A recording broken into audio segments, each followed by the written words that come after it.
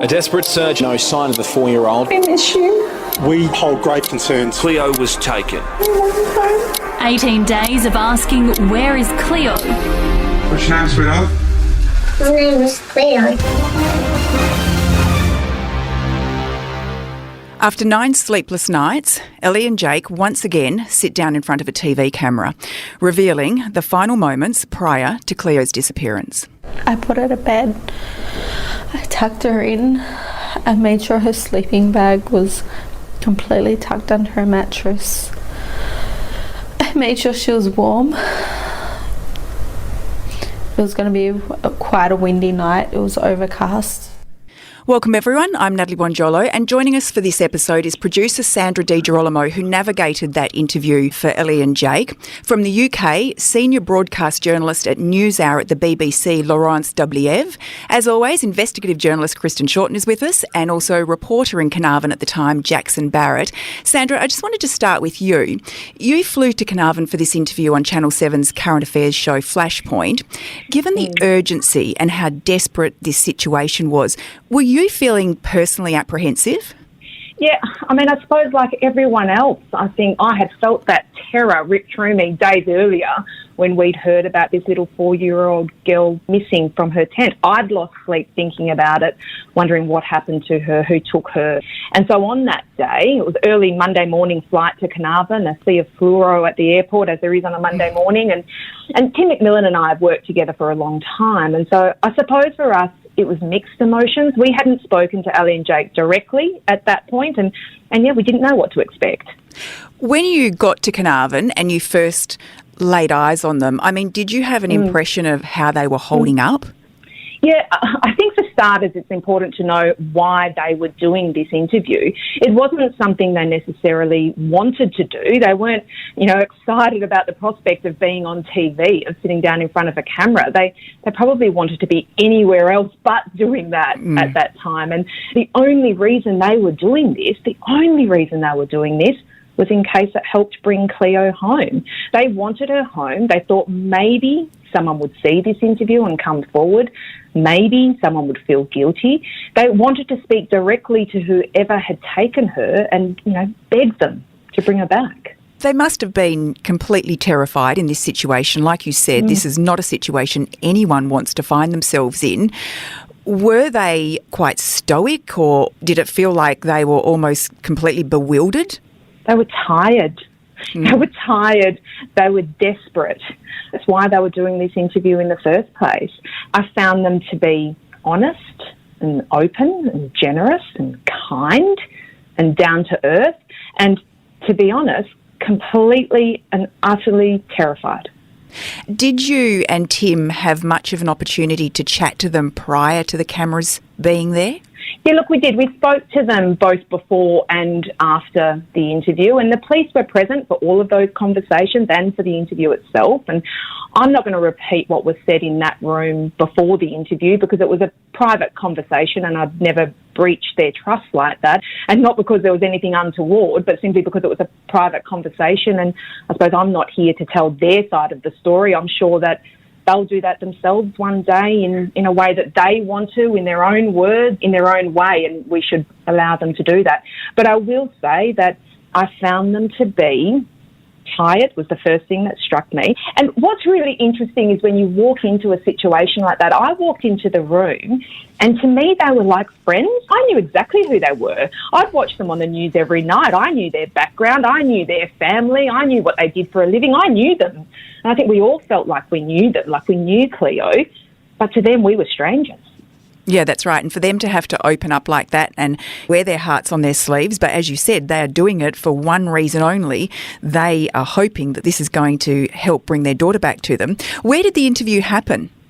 Well, we met them at the police station beforehand, and the interview was meant to take place at the police station. But as you can appreciate, for us, we've got cameras, lights. It's not a small setup, and there wasn't enough room at the police interview room. And so if you know Carnarvon, anyone who knows Carnarvon knows there's a courthouse just adjacent to that police station. So We asked the people at the courthouse if we could borrow a room. It was a bit bigger than the one at the police station. And as soon as we let the people in charge of the courthouse know what we were doing and why we wanted this room, they were really keen to help. And, I mean, that's the thing, is that everyone in their town wanted to do their bit to help. And so for those people at the courthouse that day, their way of helping, I suppose, was helping to provide us with a room where we could film the parents' plea for help. So we set up the cameras. Ellie and Jake and the police liaison officer took their time, they calmed their nerves a bit and walked over to us and joined us in the interview room. Okay, well, let's have a little bit of a listen to Tim speaking to Ellie and Jake. I know you absolutely don't want to revisit that night. So about 1:30, she stirs, she's thirsty, and then at about 6 o'clock in the morning, 6:30, you realise she's not there. Yeah. Can you describe what that feels like? Heartbreaking, heart-wrenching. Scary. Completely scary. I mean, how are you meant to feel? I have to say, even just hearing that back again like that gives me goosebumps. For me, it feels like that was yesterday, and I just got taken back to that room in Carnarvon just now. But in what we do, we meet a lot of people at the very best or the very worst times of their life, right? Like, you come into their lives at a really emotional time, good or bad. But for me, this one was personal. It felt real and raw. And I think it's because my little boy is the exact same age as Cleo. And so I remember after that interview when Tim and I were speaking to them, and, you know, I remember saying to Ellie, I think what you just did was really brave. And I meant that. And I gave her a big cuddle, and she was crying and I'm crying and Tim's got tears welling up, and we said good luck. And I remember distinctly having two thoughts as they left the courthouse that day. And the first was, man, I hope they find her. I really desperately, with everything inside of me, hope they find her. And the second was, I need to go home and hug my children right now. You know, I imagine my 4-year-old taken alone and scared, and it really affected me. And I think I FaceTimed my kids before I even got to the car park that day. I agree. I mean, when I watched that interview, the thought that came to mind was bravery, because you can't help but put yourself in their situation and think, well, how would I handle that? How would I feel sitting there having to do this appeal to the public for my child that's been missing for, by this stage, 9 or 10 days? The stress that they would be under is unfathomable. To have no idea what's happened to your child. And Ellie pretty much says as much to Tim. No one I know of has been through that, and I would never wish for anyone to wake up and feel that feeling that went through me. I couldn't explain it to you. Criminologist Xanthi Mellett, she said to us that interviews like this can be absolutely crucial to an investigation. It is about connecting with the public. Is that how you felt, that this was maybe a beacon of hope? We know the police use the media as part of their investigative process. And so we knew that day that we had a part to play in this investigation and in getting that message out. And we took that seriously. We wanted to help.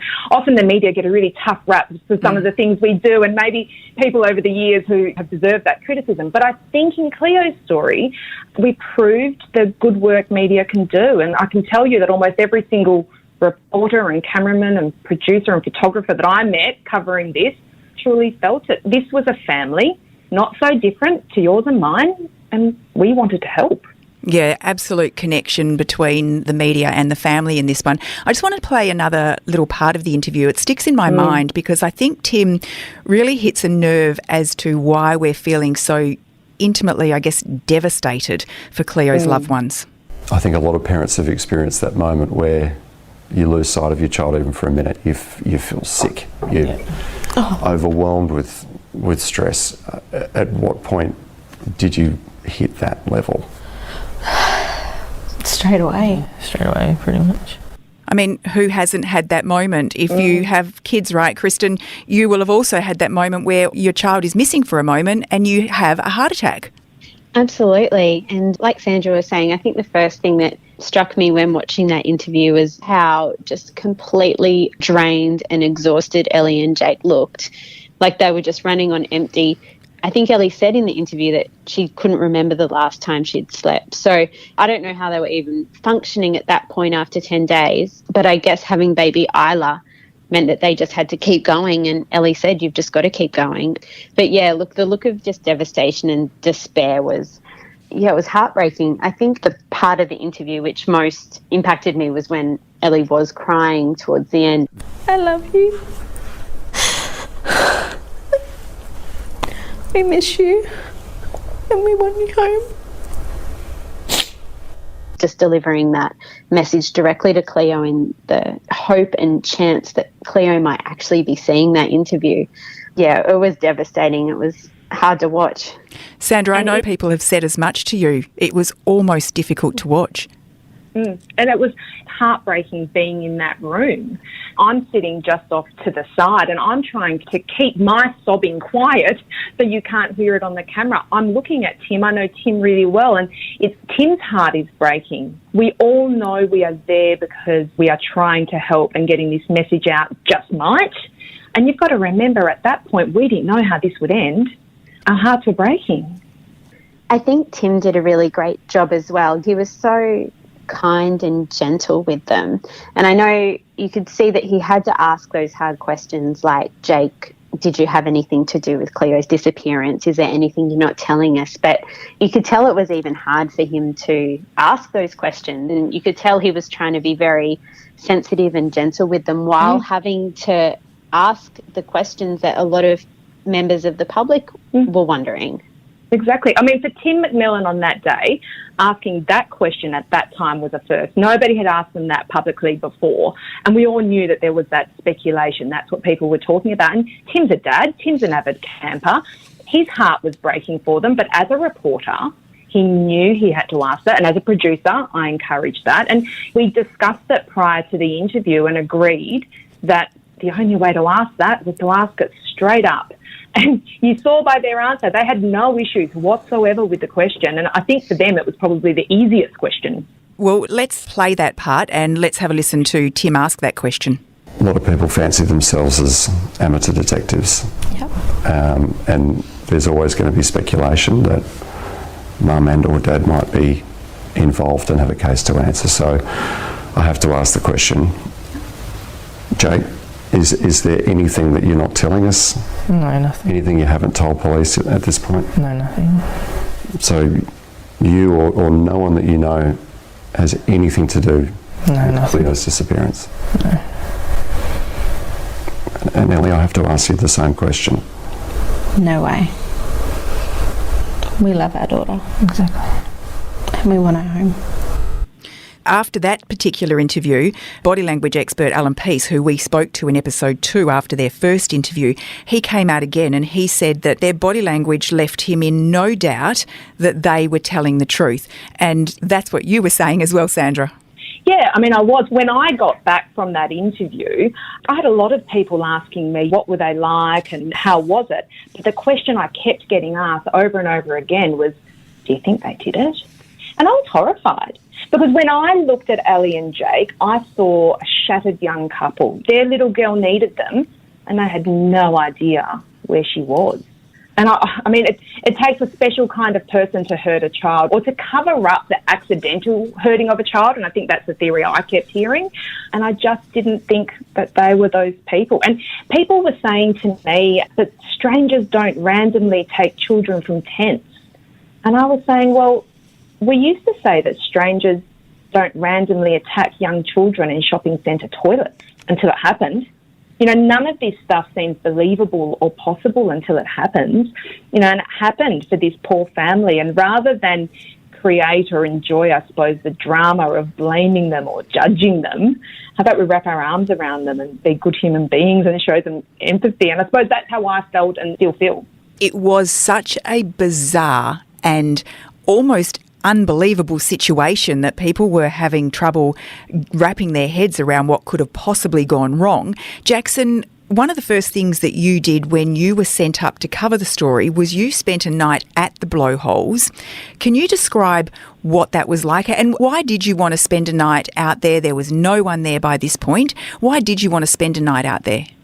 Bailey Delaney and myself went up helped cover it. And it was an interesting one because we had about 7 hours notice. We had a 7 a.m. flight and we got straight up there, and within 12 hours of being there, we were actually given the assignment to go out and spend a night at the Blowholes. So we got there on day 6, which meant that by 1:30 in the morning on our first night there, it was exactly 1 week since Cleo had disappeared. So 1:30, of course, is when she had her last interaction with Ellie and Jake, and we were asked to stake it out until 6:30 a.m, which, of course, is the time that Ellie woke up and discovered that Cleo was missing. It's a bustling, thriving holiday park in summer and in the middle of the day, and particularly on weekends. There was no one there that night. There was one car outside the caretaker's shack, but other than that, we were the only ones. So we sat in our car.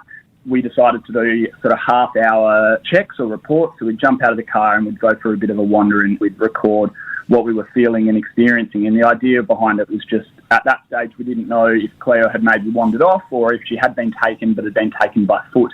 So we just wanted to sort of experience and wrap our head around what the terrain and the conditions might have been like at that time. And I can tell you it was freezing cold. There were harsh winds coming in off the coast. It's an interesting coastline because right down in front of the park itself, or the caravan site, there's this quiet little lagoon which makes for quite an eerie atmosphere at night, but just beyond that is the ocean itself and big thundering swell, and that's essentially all you can hear. In the story we wrote for the Sunday Times, it was the soundtrack of just this heaving swell all night. It was windy. It's also really rocky. So, I mean, I've got a certain level of coordination, but without being able to see where you're going, it's quite even on the man-made tracks, it's still quite loose and you need to watch where you're going. So you can imagine how difficult that might have been for a 4-year-old girl as well. It certainly required careful footing. As far as light goes, our night was lighter than Cleo's night would have been because we had an almost full moon that night. So you had some way of seeing where you were going, and you also got the occasional beam from the lighthouse, which sits on the hill, which probably adds to the atmosphere of it all as well. So, yeah, exactly 7 days later, which was an interesting experience. The sun then came up at 5:45 and we got quite a beautiful sunrise, really. It was a slightly harrowing experience, but it made for a really good story to be able to, go in depth on if Cleo had wandered off or had been taken by foot, what that would have felt like. Well, Ellie, when she's chatting to Tim in the interview, she describes that early morning when the sun has come up, when she realises that Cleo is gone. Let's have a little listen. I stayed on the phone to the police. We had to keep doing check-ins until they got there. And the whole time you're trying to look through tears. I had other mums helping. It was nothing that I would ever wish upon anyone.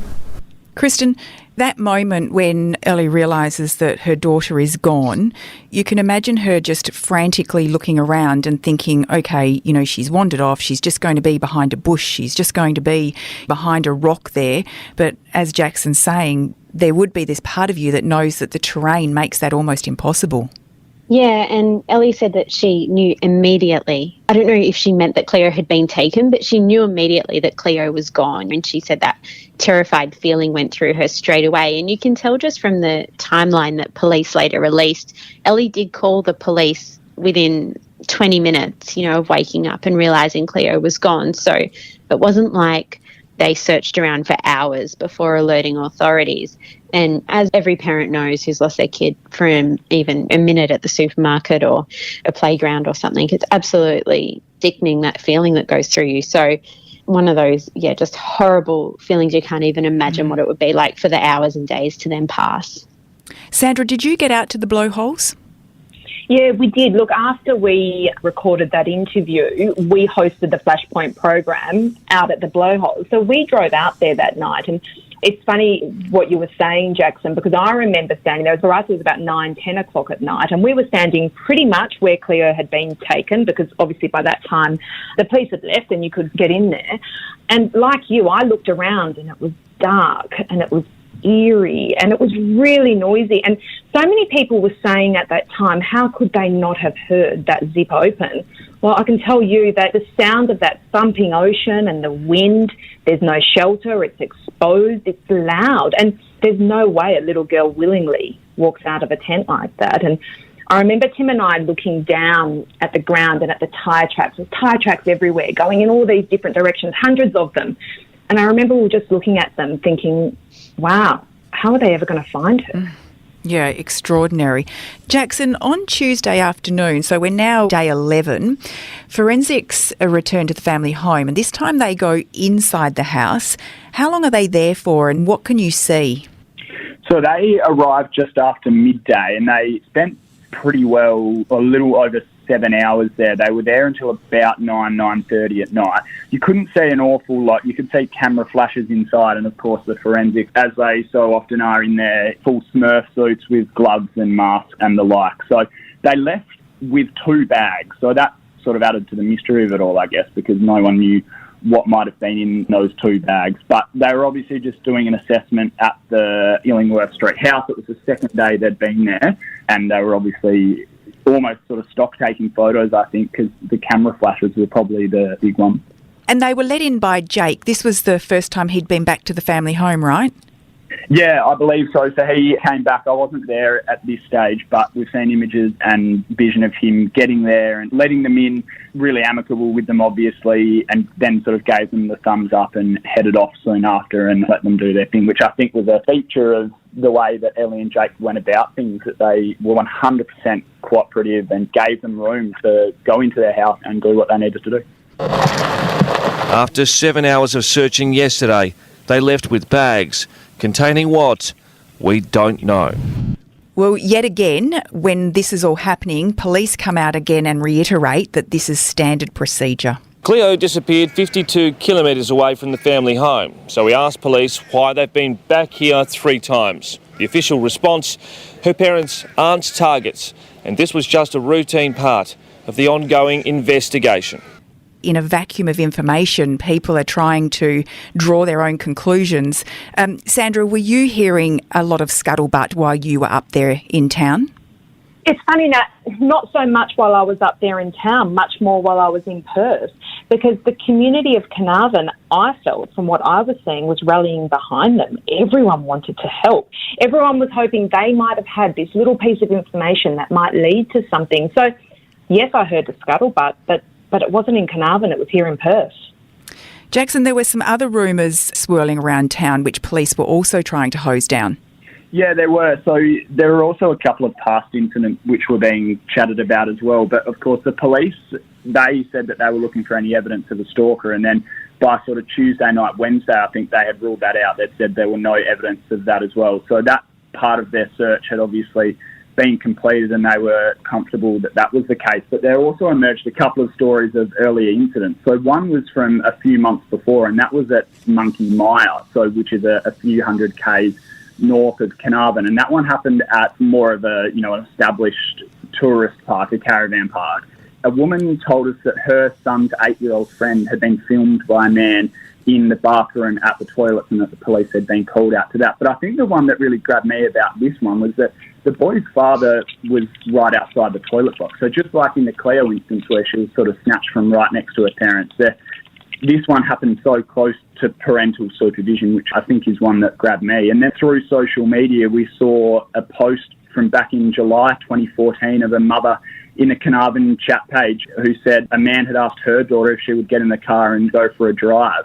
We only got a brief description from this social media post, but she said it was a male, aged in his 40s with a beard, and he was driving a small red car. So I think that was another one that sent a few shockwaves around the place, because in the exact same spot and seemed such a similar circumstance now. And was that reported at the time to police? Yeah, we believe that one was reported. Police did attend that one, and we don't know where it went from there, but they certainly attended the scene.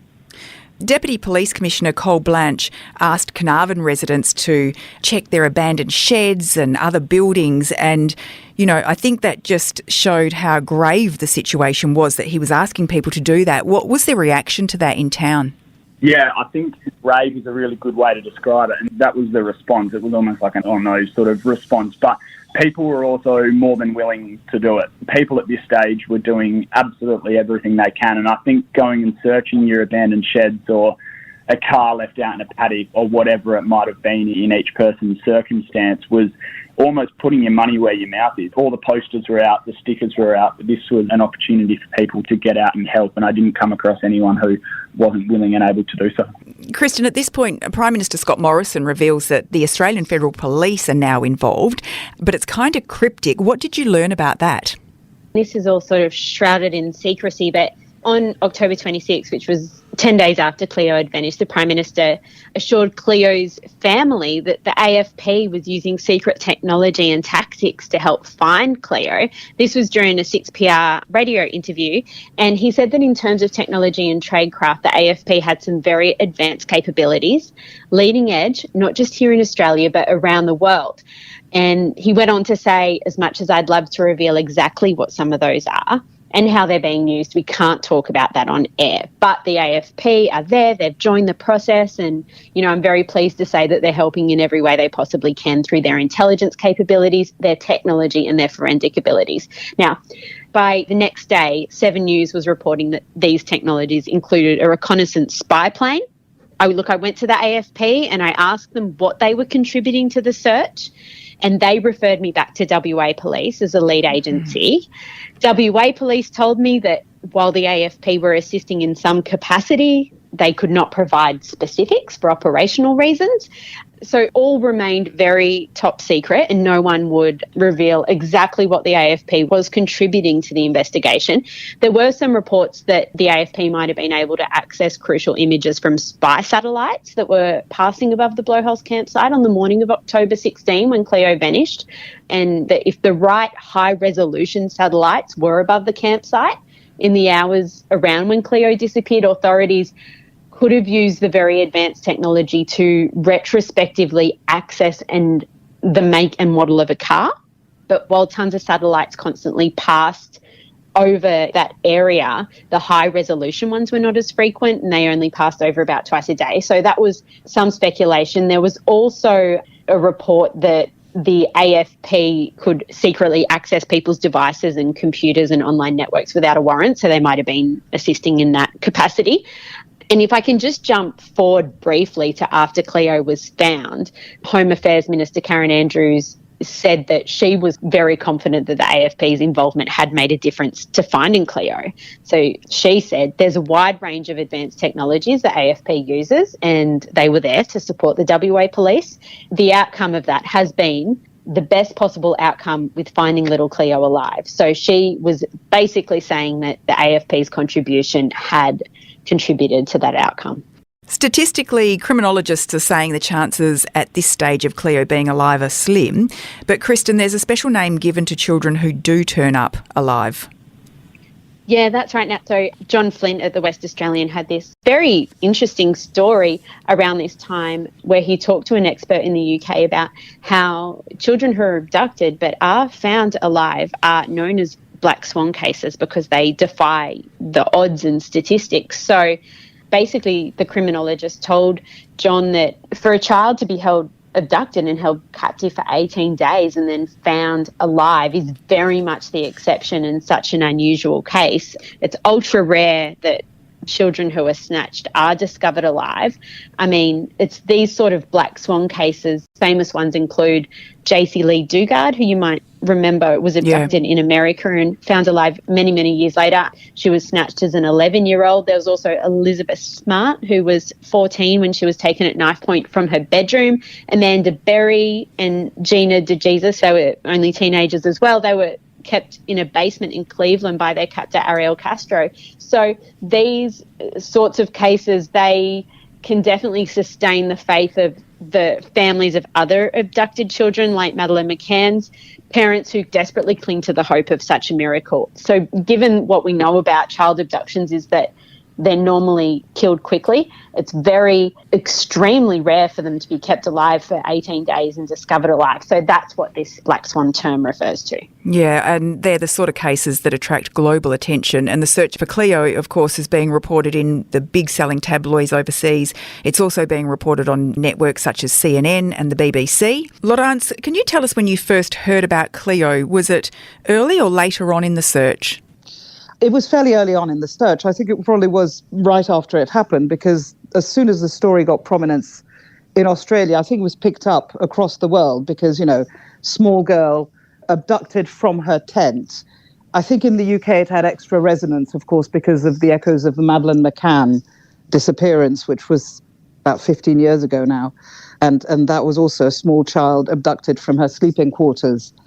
And, you know, the added dangers of the place where she was near the sea, the fear that she might have wandered off at first. It was very compelling. And obviously, like any small child disappearing, the sort of thing that tugs at the heartstrings immediately.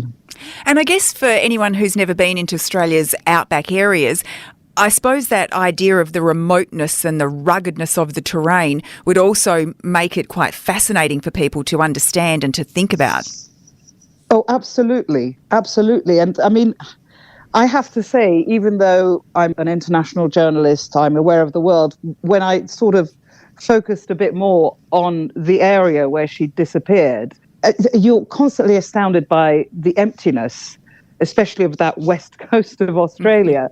The distances, which are just so startling. The fact that most of the coverage seemed to come from journalists based in Perth, which is, you know, thousands of kilometres away. And Australia, we all know that the outback is full of dangers. You're kind of notorious for having some of the most dangerous creatures around, the deadliest spiders, the deadliest snakes. Yeah, that certainly added to the fascination. Absolutely. Would you usually cover a story of a missing child in the WA outback?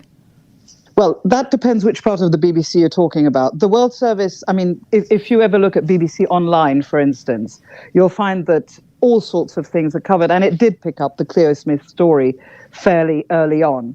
Now, the programme I work on, NewsHour, which is a current affairs programme, news and current affairs, which goes out twice a day, because it's an hour and we cover the world, tend to focus on sort of more global geopolitical stories. Obviously, we've done a lot of COVID over the last year. We've covered the Afghan crisis, American elections. We tend to go for a big sort of chewy subject. But we wouldn't usually cover the disappearance of a child. But sometimes a story comes through that is so compelling. And for us, I have to say, on the day that she was found, it was such a relief worldwide. It sort of got to the bar where it really was worth reporting on it. Now, it had been, for our listeners, we have a news bulletin in our programme. The news bulletin stories had been covering the Cleo Smith disappearance punctually when there was a development or when the police said, we still haven't found her, etc., etc. Was there a genuine level of concern among people over there during that time when Cleo was missing still? I can't speak for everyone, but I can tell you that among fellow journalists, when we sort of looked at the story, there was certainly, yes, you know, there was this, oh my God, you know, this kid is still missing. And as the weeks went by, a feeling that it was unlikely that the child would be found alive, and of concern, yes. It was a story, again, with the Madeleine McCann parallels. It did feature in the popular press in the UK. And I would say there certainly was an awareness of it. And again, when she was found, it made headlines everywhere. And you could obviously see the pictures of little Cleo. You could see the posts from her family as well. Was that all part of what gave it such prominence over there, do you think? I think on a day-to-day basis, it wouldn't have been as prominent, obviously, as it was in Australia. I understand that it was everywhere, wall to wall, at one point. I do think, again, at the beginning and at the end of the story, of course, the pictures, you know, you have a pretty little blonde girl who looks so cheerful and happy. It is the kind of thing that news editors everywhere will, you know, pick a picture and use it. Again, if you think Madeleine McCann, I have a daughter who is now nearly 18, but she was the same age as Madeleine McCann and a little blonde, blue-eyed kid when it happened. So obviously, it's the sort of thing that really focuses your attention. And I'm sure that was the same for any parent of a young child here.